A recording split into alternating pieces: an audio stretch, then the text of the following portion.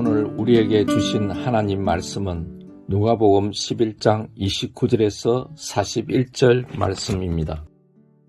무리가 모였을 때 예수께서 말씀하시되 이 세대는 악한 세대라. 표적을 구하되 요나의 표적밖에는 보일 표적이 없나니 요나가 니느웨 사람들에게 표적이 됨과 같이 인자도 이 세대에 그러하리라. 심판때에 남방 여왕이 일어나 이 세대 사람을 정죄하리니 이는 그가 솔로몬의 지혜로운 말을 들으려고 땅끝에서 왔음이거니와 솔로몬보다 더 큰 이가 여기 있으며 심판때에 니느웨 사람들이 일어나 이 세대 사람들을 정죄하리니 이는 그들이 요나의 전도를 듣고 회개하였음이거니와 요나보다 더 큰 이가 여기 있느니라. 누구든지 등불을 켜서 움속에나 말 아래에 두지 아니하고 등경 위에 두나니 이는 들어가는 자로 그 빛을 보게 하려 함이라. 내 몸의 등불은 눈이라. 내 눈이 성하면 온몸이 밝을 것이요 만일 나쁘면 내 몸도 어두우리라. 그러므로 내 속에 있는 빛이 어둡지 아니한가 보라. 내 온몸이 밝아 조금도 어두운 데가 없으면 등불의 빛이 너를 비출 때와 같이 온전히 밝으리라 하시니라. 예수께서 말씀하실 때 한 바리새인이 자기와 함께 전심 잡수시기를 청함으로 들어가 앉으셨더니 잡수시기 전에 손 씻지 아니하심을 그 바리새인이 보고 이상히 여기는지라. 주께서 이르시되 너희 바리새인은 지금 장과 대접의 겉은 깨끗이 하나 너희 속에는 탐욕과 악독이 가득하도다. 어리석은 자들아, 겉을 만드신 이가 속도 만들지 아니하셨느냐. 그러므로 그 안에 있는 것으로 구제하라. 그리하면 모든 것이 너희에게 깨끗하리라. 아멘. 오늘 본문에서 예수님은 이 세대를 향해 악한 세대다 라고 말씀합니다. 29절을 보면 예수님께서 말씀하시되 이 세대는 악한 세대라. 표적을 구하되 요나의 표적밖에는 보일 표적이 없다 라고 말씀합니다. 지금 예수님은 왜 이 세대를 향해 악하다 라고 말씀하시나요? 표적을 구하기 때문입니다. 이미 예수님께서 많은 표적을 보여주셨음에도 불구하고 이 세대는 계속해서 또 다른 표적을 더 보여달라 요구했던 것입니다. 여기에 표적이라 번역된 헬라어 단어는 세메이온인데요. 영어로는 사인이라 번역되며 표시, 징조, 증표라는 뜻을 갖습니다. 즉 유대인들은 예수님께 만약에 당신이 진정한 메시아라면 이 사실을 확실하게 증명할 수 있는 구체적인 표시와 증표를 더 보여달라 요구한 것입니다. 지금까지 예수님께서 일으키신 기적과 이적으로는 충분하지 않으니 더 크고 놀라운 표적들을 보여달라라는 것이지요. 사실 다른 복음서를 제외하고 누가복음만 보더라도 이미 예수님은 많은 표적을 보여주셨습니다. 시몬의 장모의 중한 열병을 고치셨고요. 죽었던 회당장 야이로의 딸을 살리셨고 12의 혈루증으로 고통받던 여인을 치유하셨고 광풍을 꾸짖어 잠잠케 하셨으며 귀신 들린 자에게서 귀신을 내어 쫓으셨습니다. 죽은 자를 살리고 병든 자를 고치고 자연을 지배하시며 귀신을 내어 쫓는 이 놀라운 표적들과 이적들을 통해 바로 예수님께서 구약에서 예언된 진정한 메시아임을 분명하게 나타내 보이셨지만 사람들은 이 세대는 계속해서 더 크고 더 놀라운 표적만을 요구했던 것입니다. 사실 표적을 요구하는 것 자체가 잘못된 것은 아닙니다. 우리도 하나님을 향해 은혜를 구하고 역사하심을 기대하며 기도하지 않습니까? 우리도 중한 질병으로 인해 고통 가운데 있는 성도님들을 생각하면 하나님 치유의 은혜를 베풀어 달라고요, 고쳐 달라고요, 여호와 라파 되신 하나님이여 능력을 베풀어 달라고 우리 간절히 기도합니다. 극심한 고통과 고난의 때가 닥쳐올 때는 피할 길을 주시고 놀라운 회복의 역사를 베풀어 달라고 우리 분명히 기도하지 않습니까? 오히려 누가 구하고 기도하나요? 하나님의 전능하신 능력을 믿고 신뢰하는 사람입니다. 그러니 하나님께 표적을 구하는 것 자체가 문제가 되는 것은 아니다라는 것입니다. 그러면 무엇이 잘못된 것일까요? 그게 다가 되는 것입니다. 그게 신앙생활의 전부가 되는 것이죠.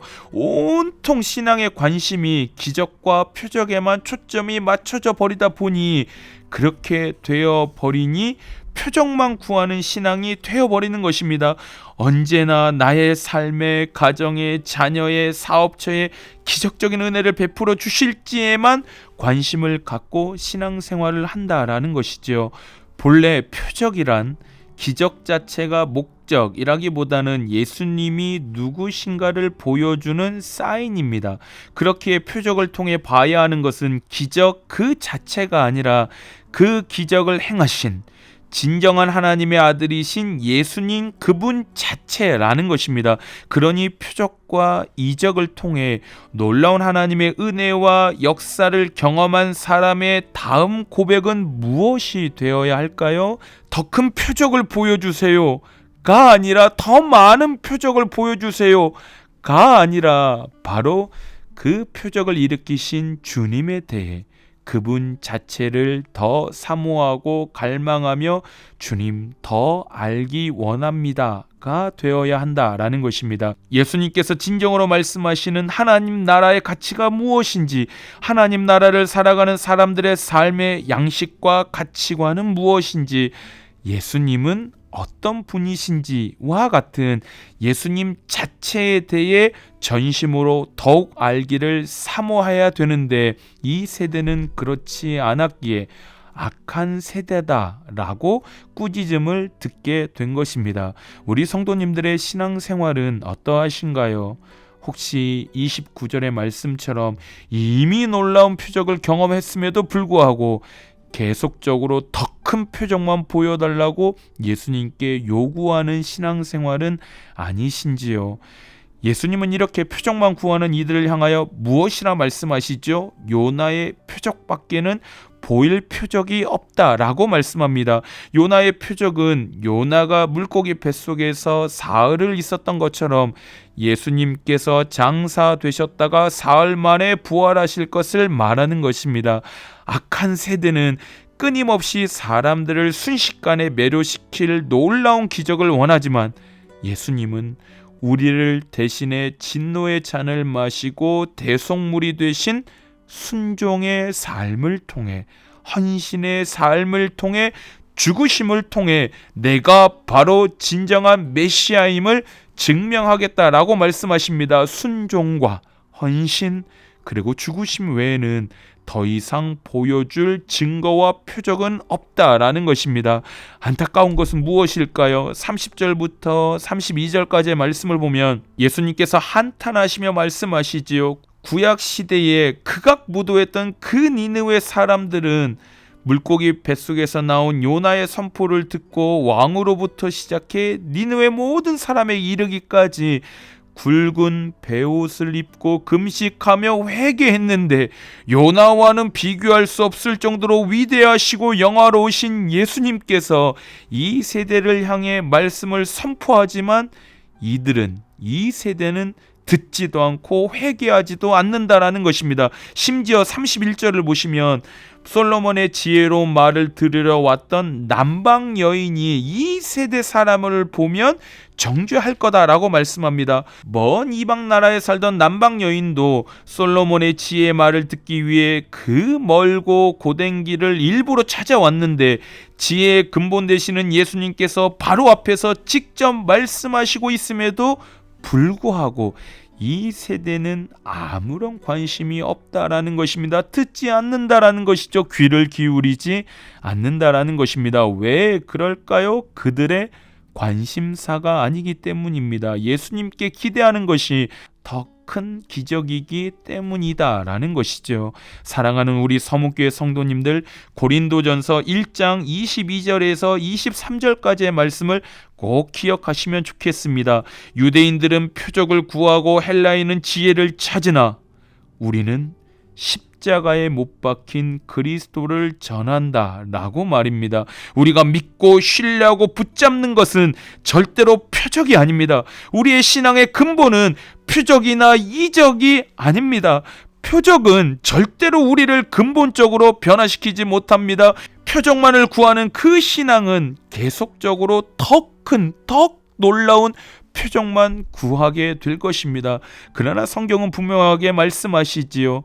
십자가에 못 박히신 그리스도, 그 십자가 형벌에 죽기까지 순종하신 주님이 바로 우리의 가장 위대한 표적이다 라고 말입니다. 그렇기에 가장 놀라운 표적인 십자가의 사랑과 은혜를 경험한 사람은 이제 더 이상 표적, 더 놀라운 이적, 더 대단한 기적을 구하는 것이 아니라 그 표적의 근본 되신 주님이 얼마나 놀랍고 위대하신지, 얼마나 영화롭고 존귀하신지를 온 맘 다해 갈망하고 알아가고 닮아가는 믿음의 삶을 살아가야 한다라는 것입니다. 이제 우리 3월이 되면 다시 시작할 것입니다. 다락방 모임을 시작으로 양육훈련, 지역전도부, 전도폭발, 실버대학 등 많은 믿음의 활동들이 재개될 것입니다. 이 모든 훈련과 모임이 우리에게 주는 가장 큰 유익은 무엇일까요? 바로 모든 표적의 근원 되시는 예수님이 얼마나 놀랍고 영화로운 분이신지를 더 깊고 더 넓게 배우고 알아가고 깨닫는 은혜를 경험할 수 있다라는 것입니다. 간절히 소망합니다. 이번 해 2023년도에는 더 큰 표적만 구하는 신앙이 아니라 우리의 진정한 구원자 되시는 예수 그리스도, 그분 자체를 더 깊고 넓게 갈망하고 사모하는 성도님들의 은혜의 삶이 되시기를 주님의 이름으로 축원합니다. 그래서 악한 세대가 아니라 주님의 선한 세대가 되는 우리 서문교회 되기를 주님의 이름으로 축원합니다. 우리 함께 말씀을 기억하며 기도하실 때 더 큰 표적만 구하는 삶이 아니라 표적의 근본 되시는 주님을 더 깊고 넓게 알아가는 믿음의 삶이 되게 하소서. 우리 교회를 위해서 기도해 주실 때 3월 5일에 있을 항존직 선거를 통해 교회를 사랑하며 진정으로 섬길 수 있는 믿음의 일꾼들이 선출되게 하소서. 우리 두 가지 기도 제목 가지고 주님 앞으로 나아가겠습니다. 함께 기도하겠습니다.